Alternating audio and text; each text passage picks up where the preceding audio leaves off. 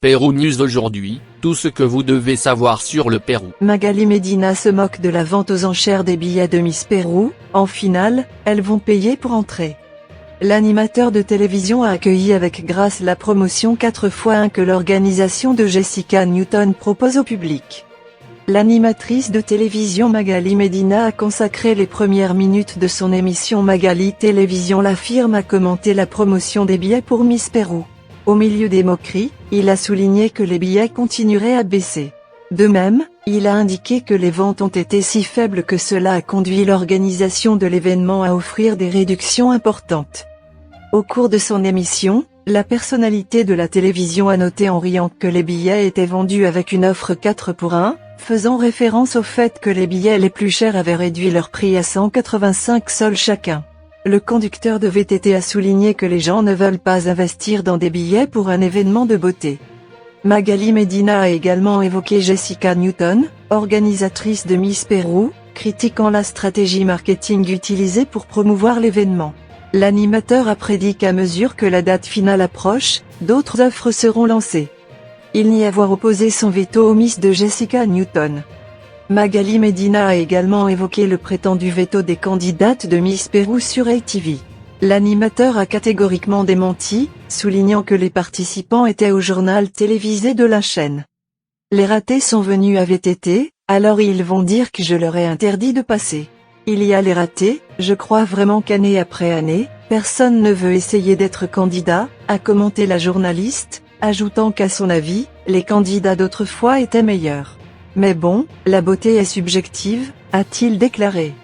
Ce n'est pas la première fois que Magali Medina critique l'organisation de Jessica Newton. Cette fois-ci, cela a non seulement joué sur le physique de nombreux candidats, mais aussi sur le prix élevé des billets pour le concours. Les gens n'ont pas arrêté de parler de Miss Pérou depuis la mise en vente des billets. Cette fois, ils ne le feront pas dans un programme télévisé, mais dans la forteresse Real Felipe.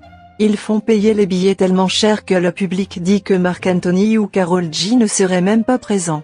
Concernant le prix des billets, l'animateur de Magali Télévision la firme n'a pas hésité à se montrer sarcastique et a indiqué que l'événement avait sûrement préparé l'événement. Présentation d'un artiste international pour s'y installer, commentait-il dans ses éditions précédentes. Combien coûtent les billets pour Miss Pérou 2024 ?